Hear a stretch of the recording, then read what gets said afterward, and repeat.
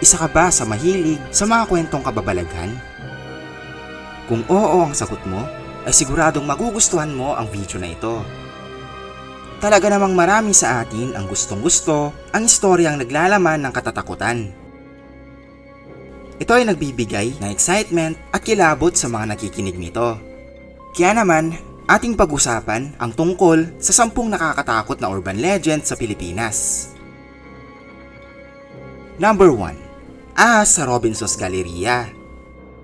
Ang ahas ay isa sa kinaiinisan, kinatatakutan at pinagtatabuyang uri ng reptile.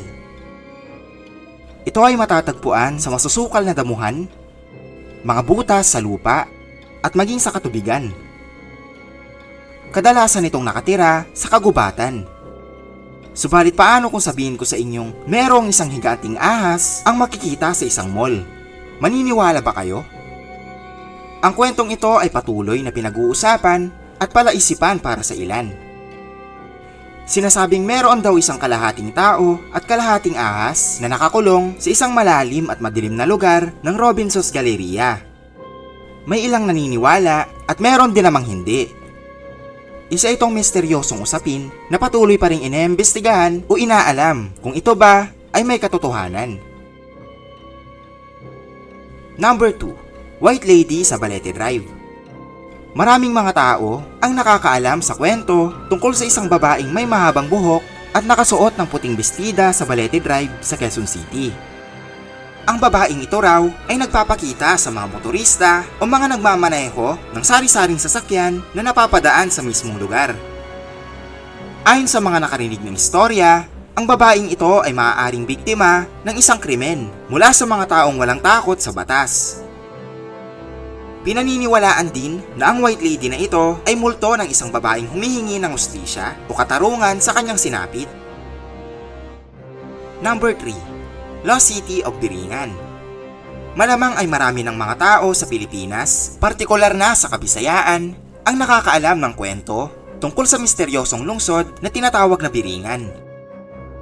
Hindi ito ordinaryong lugar sapagkat ito daw ay tinitirhan ng mga maligno o elemento.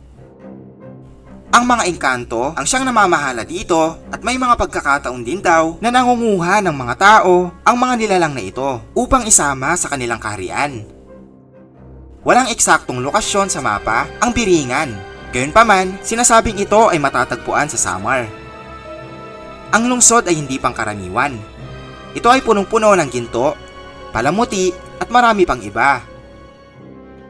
May kapangyarihan umano ang mga nilalang dito. At talaga namang mamamangha at kikilabutan ka kapag personal mong nasaksihan ang lungsod na ito.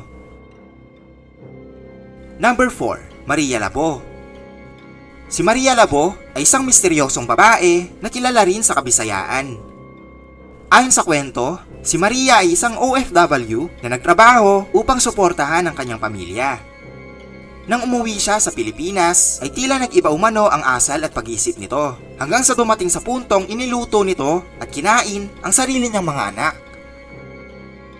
Siya ay tinagurian bilang aswang dahil kaya nitong magbago ng anyo sa pagiging pusa, kambing, at iba pang mga hayop. Karaniwang binibiktima ni Maria Labo ay ang mga bata at dahil dito ay nagkaroon ng isang pangyayari na kung saan ay nasuspinde ang mga klase sa ilang paaralan sa Visayas dahil sa balibalitang umaaligid umano si Maria Labo sa mga lugar malapit sa mga eskwelahan. Number 5. The Jeepney Ride.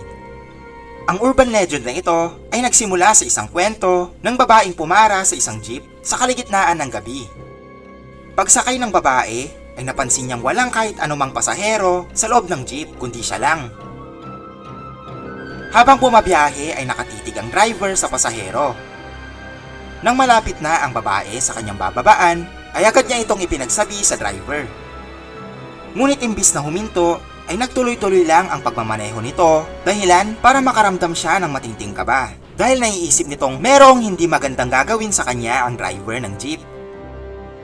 Subalit nang makalayo sila ng kaunti, ay huminto naman ang sasakyan. At bago pa man bumaba ang pasaherong babae, ay sinabihan siya ng driver na sunugin ang kanyang damit.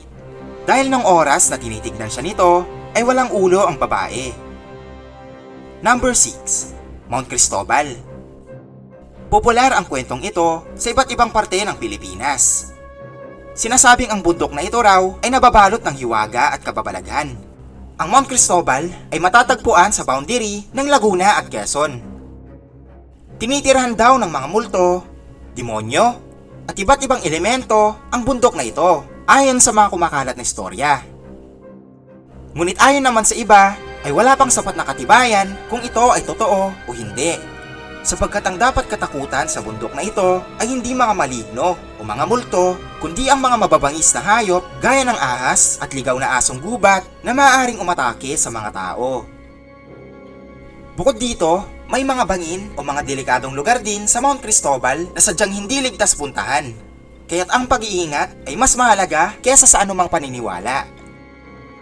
Number 7. Being kidnapped by fairies. Marami nang lumitaw na kwento tungkol sa misteryosong mga nilalang gaya ng mga fairies o engkanto. Ang urban legend na ito ay tumutukoy sa mga istorya na di umano'y may mga taong dinudukot ng mga engkanto at ipinapadala sa kanilang mundo. May hawig din ang misteryosong kwentong ito sa mahiwagang lungsod ng Biringan sa Kabisayaan. Sadyang nakakakilabot pag-usapan ang tungkol dito. Gayunpaman, gaya ng ibang maalamat na kwentong bayan, ang mga balibalitang pagdukot ng mga engkanto ay wala ring sapat na katibayan o ebidensyang maipapakita. Number 8. Ang madugong sekreto ng San Juanico Bridge. Ang San Juanico Bridge ay isa sa mga pinakakilala at pinakamahabang tulay sa Visayas. Ito ay nagdurugtong sa Samar at Leyte. Ipinatayo ito ng former President of the Philippines na si Ferdinand Marcos Sr. sa kanyang asawa na si Ginang Imelda Marcos. Ang nakakatakot na sekreto umano ng San Juanico Bridge ay tumutukoy sa nakapanginginig at kakilakilabot na kwento tungkol sa mga batang pinapatay sa mismong lugar. Ang dugo ng mga batang ito ay inilalagay umano o ipinapahid sa tulay upang tumibay ito. Pinaniniwalaan ang istoryang ito kasabay ng pagkawala ng ilang mga bata sa iba't ibang parte ng Kabisayaan. Number 9. Patay na pasyente sa elevator. Ang urban legend na ito ay tumutukoy naman sa isang doktor na pumasok sa isang elevator. Nang nakasakay na ang doktor, ay nakita nito ang isang pasyente na nais ding pumasok. Ngunit imbis na tulungan, ay hinayaan lang ng doktor na unti-unting magsara ang pinto ng elevator. Napansin din ng doktor na meron siyang kasamang lalaki sa loob. Tinanong siya ng lalaki kung bakit hindi nito hinayaang makapasok ang pasyente. Sumagot ang doktor at sinabing ang pasyenteng iyon ay patay na. Ang palatandaan ay ang pulang wristband na nakasuot sa kamay nito. Patapos nitong isalaysay ang kwento, ay itinaas naman ng pasyente ang kanyang kamay at ipinakita ang pulang wristband na nakasuot sa kanyang braso. Number 10. The Headless Priest. Natural na sa atin ang katatakutan, lalo na sa mga pugot ang ulo. Ang urban legend patungkol sa isang pugot na pari ay pamilyar sa Pilipinas. Sinasabing may paring walang ulo ang lumalabas daw sa sugat ng mga bata. Ito ay nabibigay ng nakakatakot na pakiramdam sa kanila. Ngunit gaya ng mga nabanggit ay wala ding solidong ebidensya dito. Malamang ay ginawa lang ang kwentong ito upang takutin ang mga batang pasaway at maiwasan ang pagkakaroon ng mga sugat o pasa sa kanilang katawan. At iyan ang 10 nakakatakot na urban legend sa Pilipinas. At kung nagustuhan mo ang video natin ngayon, iniimbitahan kitang mag-subscribe and click the bell icon para sa mga bago ko pang videos. See you!